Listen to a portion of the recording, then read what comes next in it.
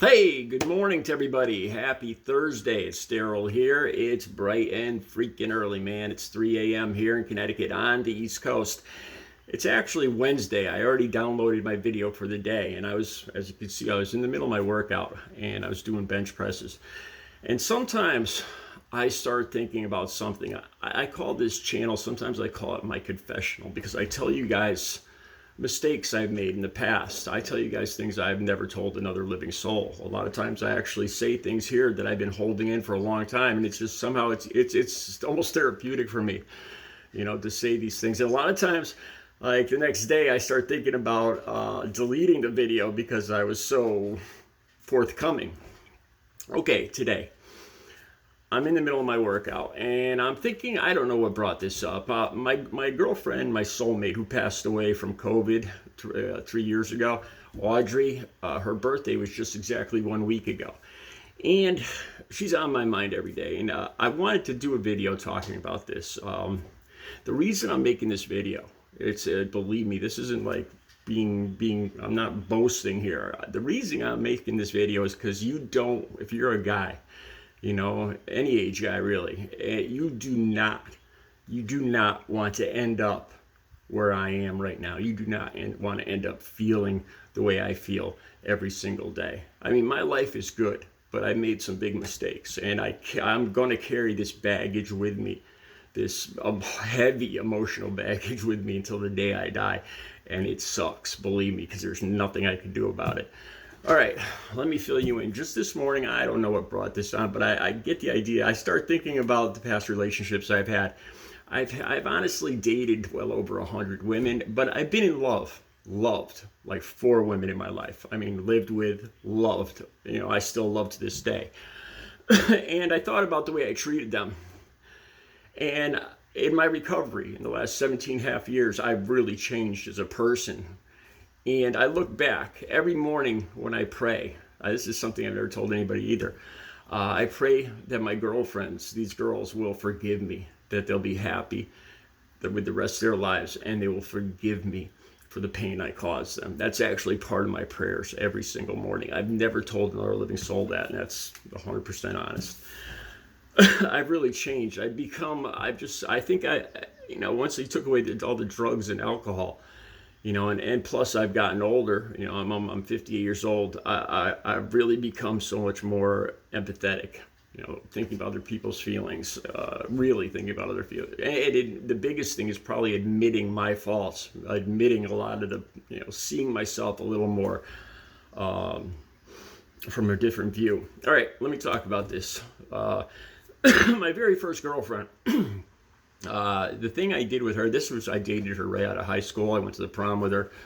I'll put pictures of all 3 of these, at least 3 of these girls. There's 4, but I'll put pictures, I think, of 3 on the thumbnail. And this woman was beautiful. She wanted to marry me. And I laughed when she asked me to marry her. And she was serious. And I cheated on her. I cheated on her repeatedly.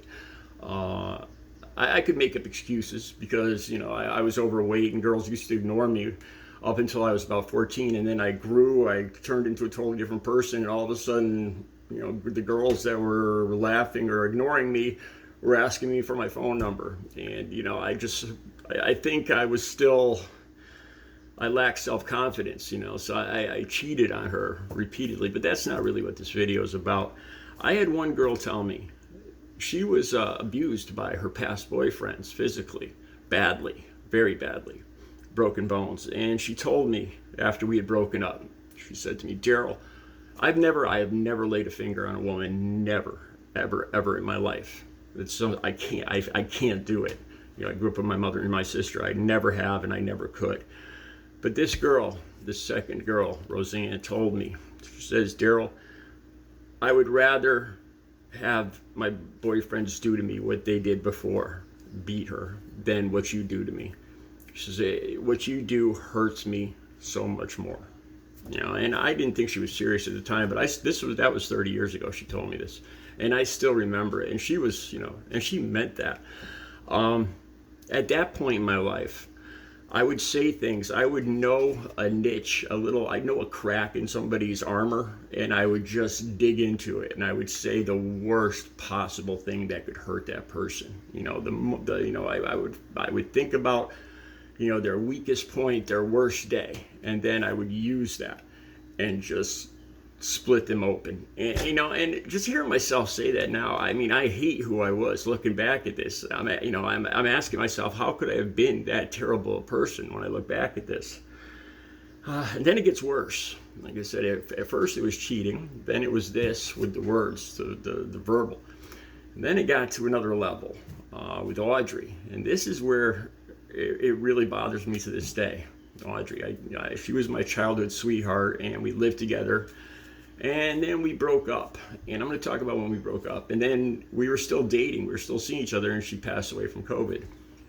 When we broke up, we lived together still for a while. She said, when I refused to marry her, she said that she was going to move out. But it took her a while to find another apartment, so she had boxed up all of her stuff, and we were still living in the same apartment. We were still sleeping in the same bed. We'd still get up together in the morning, and we'd lay down and watch TV together at night. And it took her about 2 or 3 months to find an apartment. And this is the thing. During that whole time, I was just completely indifferent to her. I just ignored her, and this, you have no idea how much I regret this to this day. I remember her being in the bathroom one morning. I've talked about this, and I heard her crying in the bathroom. I was doing my own thing. I was working out. I was ignoring her. And she came out, and she's just bawling, and she says, "Daryl, I don't want to lose you," and I just broke down crying, and I hugged her, and I told her, I said, "You're not going to lose me." And right there, I knew I was already gone. I knew that was a lie, and I look back at that, and I hate myself for the person I was right there, and I just ignored her. She's like she didn't exist, even though we were living together for months. Here's the thing. She passed away from COVID. She moved to Florida. We were still talking. We were soulmates, even though we broke up. And the thing is, too, once we broke up, I hit about 55 years old, and I realized, I was like, why didn't I marry her? What am I waiting for? This was my soulmate. This was this woman was meant for me. How could I have been so stupid? And she moved to Florida, and within a day or two of getting there, she caught COVID, the Delta variant, and she went right into ICU, and she passed away on August 5th, 2021. Now here's the part, every day, every single day, I think about what I said to her and how I ignored her, and how I hurt her like that, just ignoring her like she didn't exist, how I slept in the same bed as her, how I just flipped through the channels like she wasn't even there, how she said to me she didn't want to lose me. And here's the worst thing is I can't make up for that. I can't apologize for that. I can't do anything to change it. She's gone. I can't call her up, and there's days where it still doesn't click. And I hear a song come on the radio, and I still love her, and I think about how I acted then, and I should text her. I still do that, and I can't text her. She's gone. I can't say I'm sorry. I can't make up for it. I can't make any excuses for it. I have to carry this with me till the day I die. This terrible feeling of how I hurt this woman. It's not a good feeling, man. It gets so bad some days that I don't know if I could keep going. And there's nothing I could do. I've talked to counselors about this. Some of the counselors will come up with ideas like, well, you could text her old account and pretend you're talking to her. And that's like the best advice I get, because there is no answer. There is no going back. There's no changing this. I hurt her, and I can't make up for it now. And this is my sentence. This is how I'm paid back. Have a good Thursday.